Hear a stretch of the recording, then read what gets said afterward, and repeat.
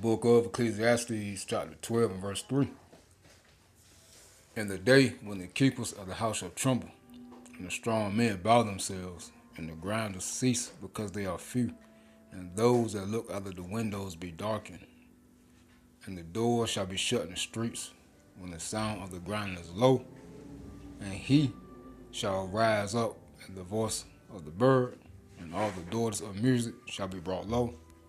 Also, when they shall be afraid of that which is high, and fear shall be in the way, and the almond tree shall flourish, and the grasshopper shall be a burden, and desire shall fail, because man goeth to his own home, and the mourners go about the streets.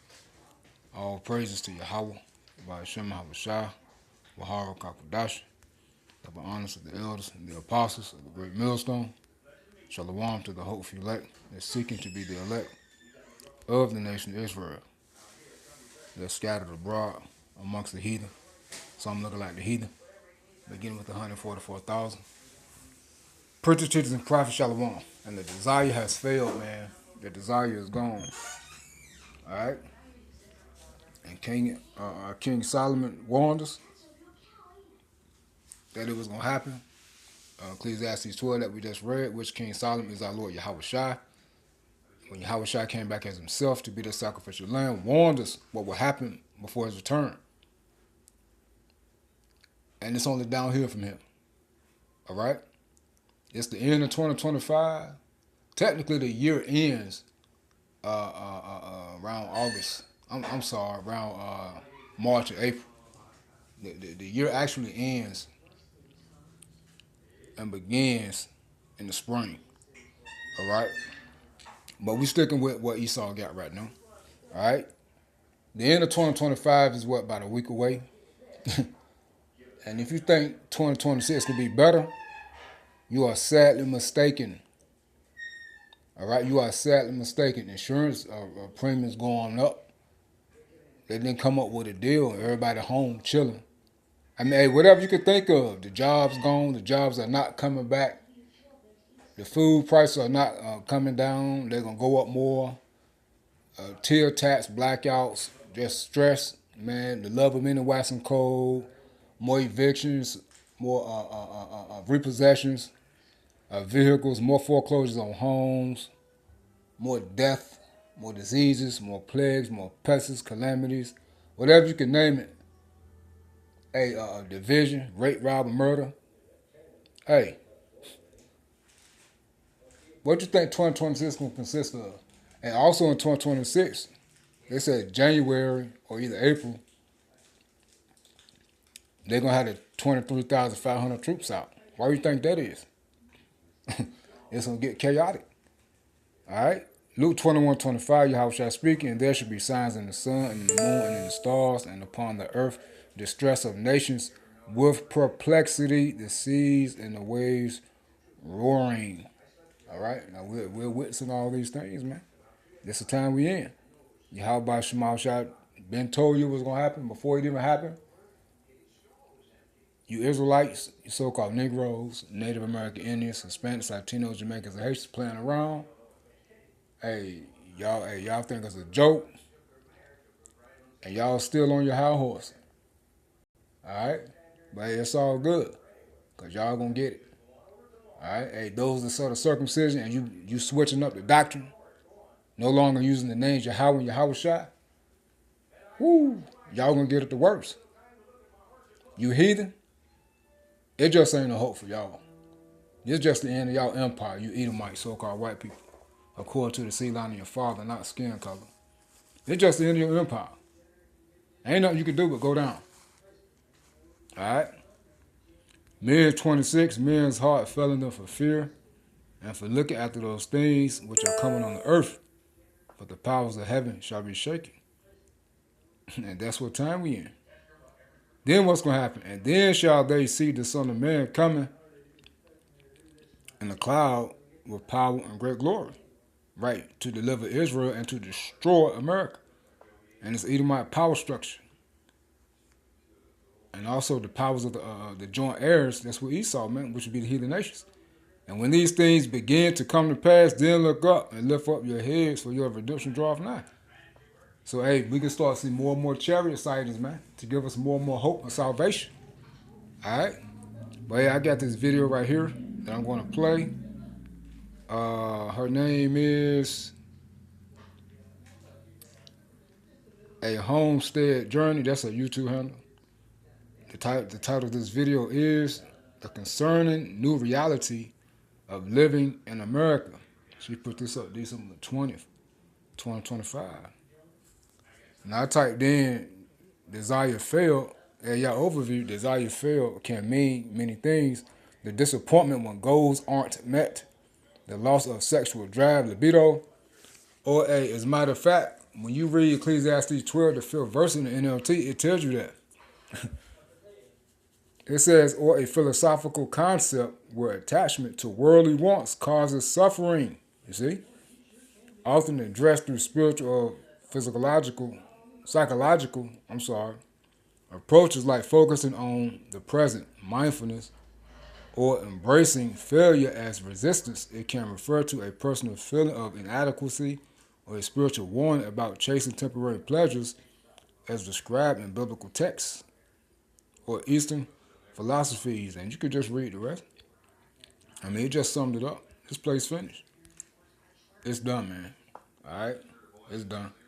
There's no bouncing back. I'm going to play the first maybe 8 minutes of it. And that's going to be it. I put the link to her video in the description box if you want to watch the whole thing. But it's great to see, man. It's great to see.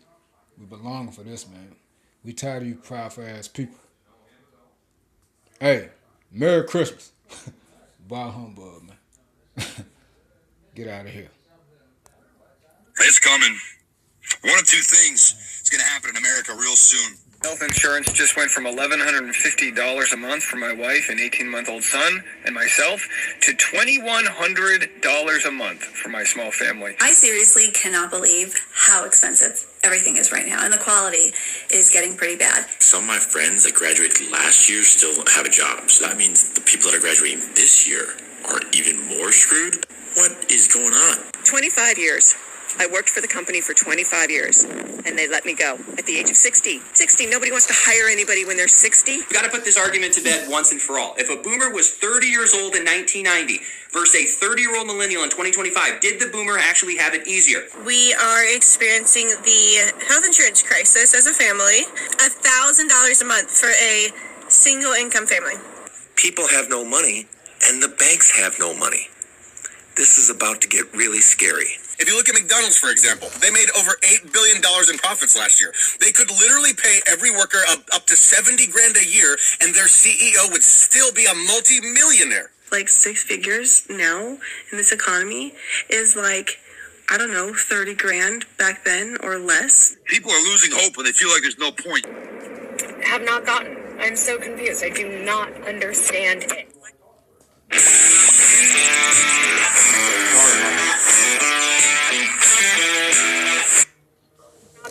I'm so confused. I do not understand it. Life in America feels worse for millions of people in 2025 for several different reasons. First of all, daily life just feels exhausting. People are working endlessly to make ends meet, and they're not even making ends meet. Households have to have 2 incomes to be able to pay the bills. I seriously cannot believe how expensive everything is right now, and the quality is getting pretty bad. Everything that I bought for Christmas this year is more expensive than it was last year. I mean, I started to realize when my home insurance and my car insurance and now my health care has gone up, but now it's also my pasta that I eat twice a week and my coffee and my yogurt and my favorite bread. There's seriously nothing I can think of that has not gone up in price.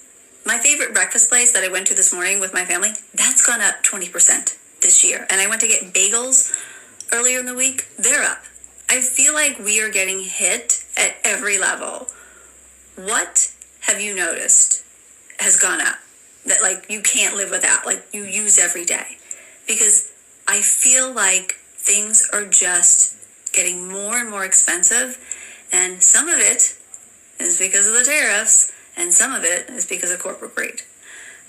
But they're squeezing us at every level.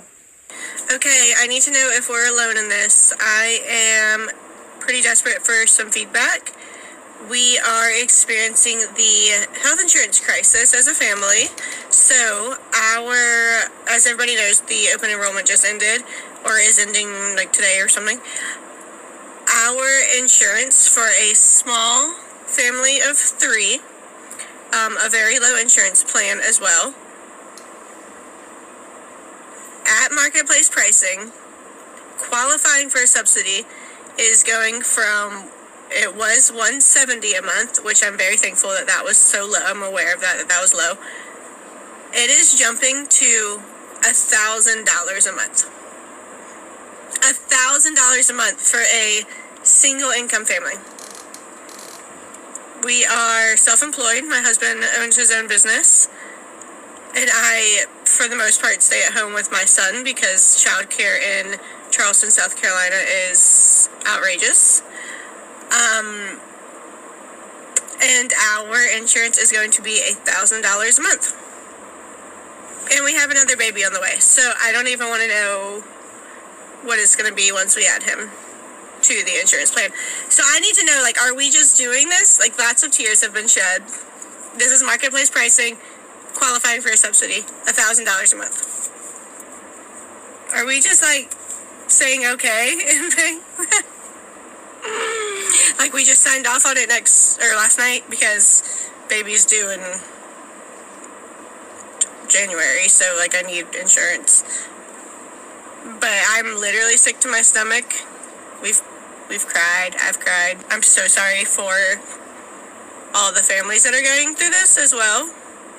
And I know that there are bigger issues in the world. I do know that. But, like, I don't even know.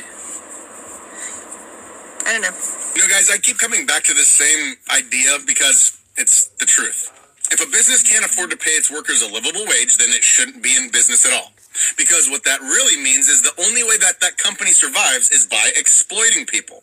And if you're doing well while your employees are struggling just to eat, that's not success. That's extraction. People love to say, well, that's just how capitalism works. You know, like that's supposed to excuse it. But no, that's how unchecked greed works. The whole foundation of a business should be sustainability for everyone involved, not just the people at the top. If you look at McDonald's, for example, they made over $8 billion in profits last year.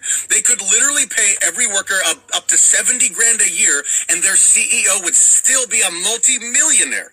Same with Amazon. They make hundreds of billions in revenue and could pay every U.S. employee a real livable wage without Jeff Bezos ever needing to worry about money again. So it's not that they can't do it, it's that they won't. And when someone brings that up, the response is always from people making $40,000 a year saying, well, flipping burgers doesn't deserve 70 grand. But think about how messed up that is. Because the problem isn't that fast food workers would make too much then. The problem it would still be that so many other jobs pay too little. Teachers, nurses, delivery drivers, service workers, all of them hold society together, and some of them still can't afford rent or food. That's not some natural economic law. That's a choice that people in power made. We have been conditioned for decades to believe that low-skilled jobs don't deserve a livable income. But who decided that? Because the second those workers don't show up, everything stops. You notice real quick how essential they are when your food doesn't get cooked, your packages don't get delivered, or your kids, their kids' school can't find staff. The truth is, if a company can't afford to pay its people enough to survive, it's not a viable business, it's just a parasite. And we as taxpayers end up covering the difference through government aid while executives brag about record profits to our faces. And see, that's the part nobody wants to admit.